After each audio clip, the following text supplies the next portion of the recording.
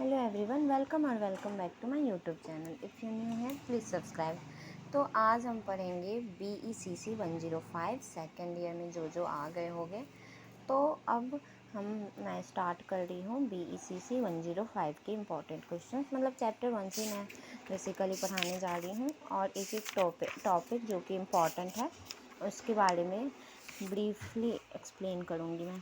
Okay, तो देखो जैसे कि यहाँ पे है, टोटल है 8 चैप्टर्स। ओके, और इसमें हमारे पहला चैप्टर जो है, इसमें हमारा उपभोक्ता का व्यवहार के बारे में बताया जाएगा कि उपभोक्ता का व्यवहार किस तरीके से होता है, जिसमें से हमें इकाई 1 में पढ़ना है अधिमान और उपयोगिता, इकाई 2 में उपभोक्ता का संतुलन, फिर इकाई 3 में उपभोक्ता का अतिरेक, फिर इकाई 4 में अनिश्चितता के अंतर्गत चयन और अंतरकालिक चयन। तो इसमें अभी हमारे एग्ज़ाम्स के भी बहुत टाइम है, तो हो ही जाएगा पूरा थोड़ा थोड़ा करके अगर हम ऐसे पढ़ेंगे तो आज मैं आपको पढ़ाने वाली हूँ अधिमान और उपयोगिता, मतलब कि उपयोगिता के बारे में बताने वाली हूँ, उपयोगिता की बचत के बारे में बताने वाली हूँ। और देखो ये कुछ सिंबल्स हैं जिसे आप लोगों को पता होने चाहिए, जैसे कि ये अल्फ़ा है, बीटा है, गामा है। अल्फ़ा बीटा गामा तो वैसे हम बेसिकली 10 से ही पढ़ते आ रहे हैं, लेकिन और भी कुछ सिंबल्स हैं वो आपको बहुत ज़्यादा इम्पॉर्टेंट है, जैसे कि डेल्टा हो गया, गामा हो गया, थीटा हो गया, लैम्डा हो गया। तो ये सब आप यहाँ से अच्छे से मतलब समझ लेना कि कौन सा सिंबल का क्या मतलब है, क्योंकि चैप्टर्स में ऐसे ऐसे सिंबल्स आपको देखने को मिलेंगे। ओके, और यहाँ पर भी सिंबल्स और सिंबल्स के नेम दिए हुए हैं और उनकी यूजेस दिए हुए हैं। तो ये बहुत इंपॉर्टेंट है गाइस, मतलब ये आपको, अगर आप इकोनॉमिक्स पढ़ रहे हो तो आपको ये हमेशा ही यूजफुल है, तो इसे आप अच्छे से पढ़ ही लेना। ओके, उपभोक्ता का व्यवहार, कि उपभोक्ता का व्यवहार किससे क्या होता है, उपभोक्ता क्या होता है, उपभोक्ता का बचत क्या होता है, इसके बारे में इस चैप्टर्स में हम आज पढ़ेंगे। ठीक है, यहाँ पे पहले हमारे कुछ इस इकाई के अध्ययन के उपरांत आप सब सक्षम होंगे। इसमें कुछ हमारे उद्देश्य दिए गए हैं कि आपके उद्देश्य क्या है। उसके बाद विषय वस्तु और उपभोक्ता का अधिमान। तो हम चैप्टर्स में जैसे मैंने बता दिया था इम्पॉर्टेंट क्वेश्चन कराऊंगी। तो यहाँ पे इसका इम्पॉर्टेंट क्वेश्चन है, अगर आप बोलो कि पूरा चैप्टर्स आपको समझना है या करना है तो आप मुझे कमेंट कर देना, मैं आपको बता दूंगी, नहीं तो अभी मैं इम्पॉर्टेंट क्वेश्चन बता दे रही हूँ। ओके, तो इम्पॉर्टेंट क्वेश्चन ये है कि उपभोक्ता का बचत से आप क्या समझते हैं। Find the consumer surplus given function, मतलब कंज्यूमर सरप्लस यानी कि उपभोक्ता का बचत आप लोगों को समझने की बहुत ज़्यादा ज़रूरी है। उपभोक्ता का बचत को ही कंज्यूमर सरप्लस कहते हैं। ओके, तो जैसे है सामान्य, तो उपभोक्ता वस्तुओं को तभी खरीदता है जब उसकी उपयोगिता उस कीमत से अधिक होती है। मतलब देखो, अगर कोई भी वस्तु हम खरीदते हैं तो हम उपयोगिता, यहाँ पे उपभोक्ता हम लोग हैं, जो भी कोई सामान खरीद रहा है। जैसे अगर आप चीनी खरीद रहे हो तो उपभोक्ता आप हो, क्योंकि आप उस उपभोग करते हो। उपभोग करना मतलब कि आप उसका यूज करते हो। तो यहाँ पे वही बता रहा है कि सामान्यतः उपभोक्ता वस्तुओं को तभी खरीदता है जब उसकी उपयोगिता उस कीमत से अधिक हो। मतलब आप, जैसे आप न्यूज़पेपर खरीद रहे हो तो न्यूज़पेपर की कीमत कितनी होती है, बेसिकली कम से कम 5 रुपये होती है, मतलब 4-5 रुपये ही होती है ना न्यूज़पेपर की कीमत। और आपको कितना ज़्यादा उससे फ़ायदा हो रहा है कि आपको घर बैठे पूरा न्यूज़ पता चल जाता है। तो जो न्यूज़पेपर की कीमत है वो कम है, किसके मुताबिक, उसकी उपयोगिता के मुताबिक। मतलब न्यूज़पेपर की उपयोगिता बहुत ज़्यादा है, पहले तो आपको इतने सारे न्यूज़ मिलते हैं, उसके बाद फिर भी आप उस पेपर का भी यूज़ कर सकते हो, जैसे कुछ पेपर पे रख सकते हो। तो ये उसकी उपयोगिता बहुत है। जैसे कि मान लो, और एग्जांपल चीनी का ले लो, जैसे, या फिर नमक का ले लो। तो देखो नमक का प्राइस कितना कम है, मतलब 20-25 रुपीज़ ऐसी है, और उसकी उपयोगिता कितनी ज़्यादा है। मतलब बिना नमक का सब्जी का तो कोई स्वाद ही नहीं रहता, मतलब हम हर चीज़ में ही नमक खाते हैं।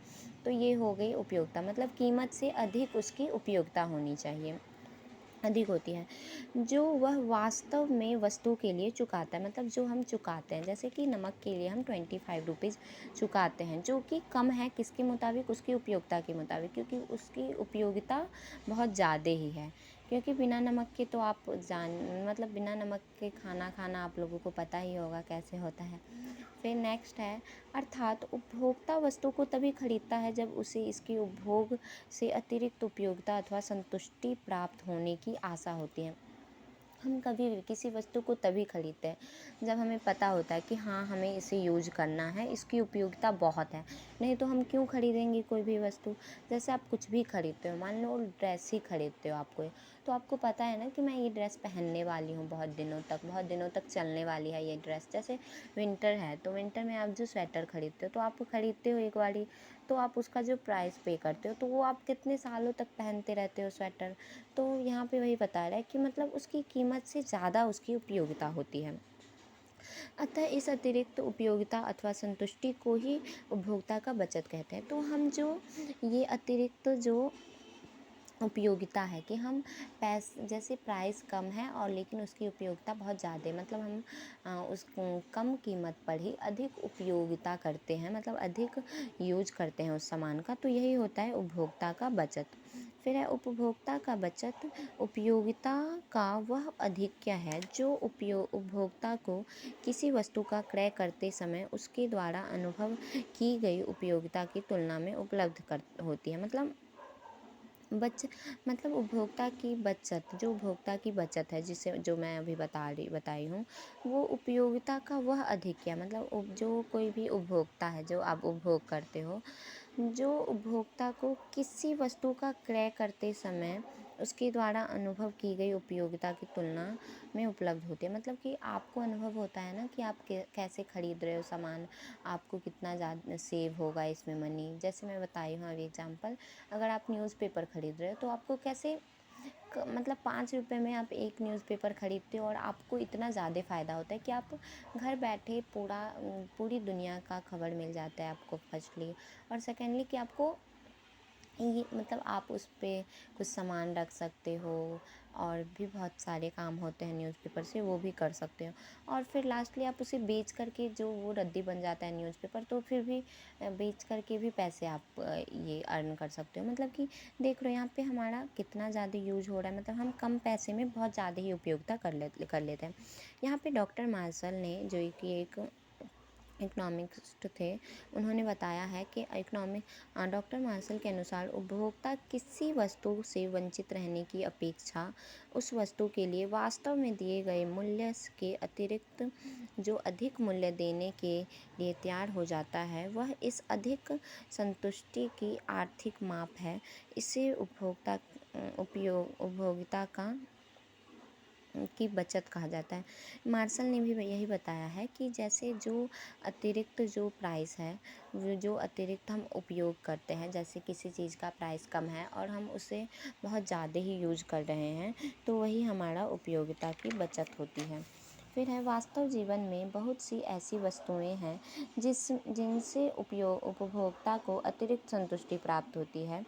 इस प्रकार वस्तुओं के लिए उपभोक्ता के कुछ चुकाता है, उनसे उनसे अधिक संतुष्टि प्राप्त होती है। मतलब ऐसे बहुत सारी चीज़ें हैं, मतलब ऐसी बहुत सारी वस्तुएं हैं जिसके लिए आप पैसे कम देते हो, लेकिन वो आपको बहुत ज़्यादा ही संतुष्टि देती है, मतलब बहुत ज़्यादा ही आप उसकी उपयोगिता करते हो। जैसे हो गया नमक, समाचार पत्र, चीनी का भी वही है, और बिजली के लिए कितना ज़्यादा, मतलब आप पैसे देते हो बिजली के लिए, उसके बाद आप कितना ज़्यादा यूज कर लेते हो। मतलब आपको पंखा मिलती है, फ्रिज जो भी है, आजकल तो खाने भी बिजली से बनते हैं। तो यही देख रहे हो ना कि कितना ज़्यादा हम उसकी उपयोगिता करते हैं। परिवहन, मतलब थोड़े से पैसे पे हम कहीं से कहीं भी जा सकते हैं। आदि सस्ती वस्तुओं से उपभोक्ता को पर्याप्त अतिरिक्त संतुष्टि प्राप्त होती है, मतलब उसे बहुत ज़्यादा ही संतुष्टि प्राप्त होती है, मतलब उपयोगिता ज़्यादा है इसमें। इसीलिए तो हम मतलब उसका यूज करते हैं, उपयोग करते हैं। अतः उपभोक्ता की बचत को हम निम्नलिखित तालिका से स्पष्ट कर सकते हैं। यहाँ पे एक तालिका दी हुई है, यहाँ पे देखो जैसे कि चीनी की मात्रा है 1 kg, 2 kg, 3 kg, 6 kg तक, ठीक है। सीमांत उपयोगिता है, मतलब जो फ़ायदा हो रहा है, जैसे आप मतलब जैसे इस वस्तु की वास्तविक मूल्य है 13 रुपीज़। 1 kg चीनी की, 2 kg चीनी की, मतलब जो वास्तविक मूल्य है वो 13 रुपीज़ है सब में, ठीक है। और उसकी उपयोगिता हो रही है इतनी, मतलब 13 रुपीज़ ही है, लेकिन उसे इतना 13 से मतलब 7 रुपये की और ज़्यादा ही प्रॉफिट हो रहा है। तो यहाँ पे इसीलिए सीमांत उपयोगिता हो गए 20। जैसे कि आप जैसे जैसे आपकी मतलब मान लो आपकी उपयोगिता बताई है। सीमांत उपयोगिता मतलब होता है मार्जिनल कॉस्ट। जैसे कि देखो, अगर आपको प्यास लगी है, तो अगर आप कहीं से थके आ रहे हो तो आपको बहुत प्यास लगी रहती है, मतलब वहाँ पे सीमांत उपयोगिता बहुत ज़्यादा ही होता है। आप 1 गिलास पानी पीते हो, आपकी सीमांत उपयोगिता थोड़ी सी कम होती है, मतलब आपकी प्यास बुझ जाती है, तो फिर थोड़ा सा पानी पीने पर भी आप फिर ठीक हो, नॉर्मल हो जाते हो। फिर पानी पीते हो तो फिर आपकी सीमांत उपयोगिता थोड़ी सी घट जाती है। और ऐसे करते करते जब आपकी प्यास पूरी बुझ जाती है तो आपको पानी पीने में मतलब आप फिर मतलब आपकी सीमांत उपयोगिता पूरी ही घट जाती है, फिर आप लास्टली पीना ही नहीं चाहते हो। तो ये होता है सीमांत उपयोगिता। तो यहाँ पे देखो, उपभोक्ता की बचत पूछ रहा है, तो बचत में हम क्या करेंगे, सीमांत उपयोगिता में से वास्तविक मूल्य माइनस कर देंगे। जैसे यहाँ पे बचत 7 हो रहा है, यहाँ पे 5, यहाँ पे 3। तो यहाँ पे जो मूल्य है, वास्तविक मूल्य 13 है, और उसके सीमांत उपयोगिता, उसकी उपयोगिता ऐसे बढ़ रही है। जैसे 13 से 20 बढ़ा, 13 से 18 बढ़ा, 13 से 16 बढ़ा, 13 से 14, 13 से 13। मतलब अगर मान लो ये चीनी कोई खा रहा है तो यहाँ पे इसकी उपयोगिता सेम सेम हो गई है। और मान लो पानी को ही, अगर पानी पी रहा है तो इसकी संतुष्टि 0 पे आ गई है, क्योंकि उसका कुछ मतलब उसकी प्यास पूरी बुझ चुकी है। तो उसके बाद जैसे लास्ट में यहाँ पे फिर माइनस में हो गया, क्योंकि वास्तविक मूल्य 13 ही है, लेकिन इसकी सीमांत उपयोगिता 11 है। तो यहाँ पे ये उपभोक्ता की बचत -2 में आ गया। तो अब इसको हम ग्राफ में ऐसे कर सकते हैं। जैसे देखो, इसने मान लो पहले एक लाइन ड्रॉ करोगे OX, फिर और ये Y, ये तो पता ही होगा। जो एक होता है एक्स चर, एक होता है वाई चर, तो वो XY ड्रॉ कर लिए हम। फिर हमें क्या करना है, जो कोई वस्तु, ये जैसे कि मान लो ये प्राइस है इस साइड, तो प्राइस जैसे ही बढ़ रहा है तो फिर यहाँ पे जाके प्राइस यहाँ पे बढ़ा, फिर यहाँ पे जाके उसकी उपयोगिता बढ़ रही है, मतलब कंज्यूमर सरप्लस यहाँ पे जाके हो रही है। क्योंकि जैसे ही प्राइस यहाँ पे जैसे ही प्राइस जैसे यहाँ पे ये भी बताया है, जैसे इस तालिका स्पष्ट मान लीजिए कि चीनी बाज़ार की कीमत 13 रुपये से प्रति केजी है। जैसे मान लो चीनी की उपयोगिता यहाँ पर जाके बढ़ रही है, ठीक है। तो ON से जाके मतलब ND पे चीनी की उपयोगिता बढ़ रही है, यहाँ पे ज़्यादा ही लोग यूज करने लगे इनकी, मतलब चीनी बहुत ज़्यादा ही यूज करने लगे। फिर ये DD लाइन जो है, ये DD लाइन नीचे की ओर चली जा रही है, जैसे हम डिमांड कर्व में हम पढ़े हैं वही चीज़ हो रहा है। तो फिर तो ये क्वांटिटी ऑफ कमोडिटी, ये प्राइस, और यहाँ पे जो एक ट्रायंगल बन रहा है ये कंज्यूमर सरप्लस हो गया। मतलब यहाँ पे उपयोगिता बता रहा है, बचत हो रहा है यहाँ पे, कि जैसे हमें पैसे कम दे रहे हैं, लेकिन हमें उसकी उपयोगिता बहुत ज़्यादा ही हो रही है। और फिर एक यहाँ पे है, ये भी वैसा ही डायग्राम है। यहाँ पे प्राइस, यहाँ पे क्वांटिटी। जैसे ही यहाँ पे थोड़ी सी क्वांटिटी ले रहे हैं हम, तो इसकी प्राइस बढ़ी रहती है। फिर थोड़ा सा क्वांटिटी बढ़ा दिए तो फिर उसकी जब बहुत ज़्यादा मतलब जब बहुत ज़्यादा ही प्राइस है तो क्वांटिटी कम है यहाँ पे। फिर प्राइस थोड़ा कम हुआ तो क्वांटिटी बढ़ गई। फिर जब प्राइस बहुत कम हो जाता है तो क्वांटिटी और ज़्यादा ही बढ़ जाता है। तो ये यहाँ पे ये बताया गया है, ओके। और इसी को फिर एक्सप्लेन किया गया है कि कैसे हम DD कर्व, ये OX एक लाइन है और OY यहाँ पे कंज्यूमर सरप्लस हो रहा है, DN O पे ऐसे DN, और इसका भी कोई नाम रख लो, जैसे DN, और यहाँ D तो है ही, तो DND पर कंज्यूमर सरप्लस हो रहा है। तो ये यहाँ पे ऐसे किया जाता है, ओके। तो ये उसी को एक्सप्लेन किया है कि कैसे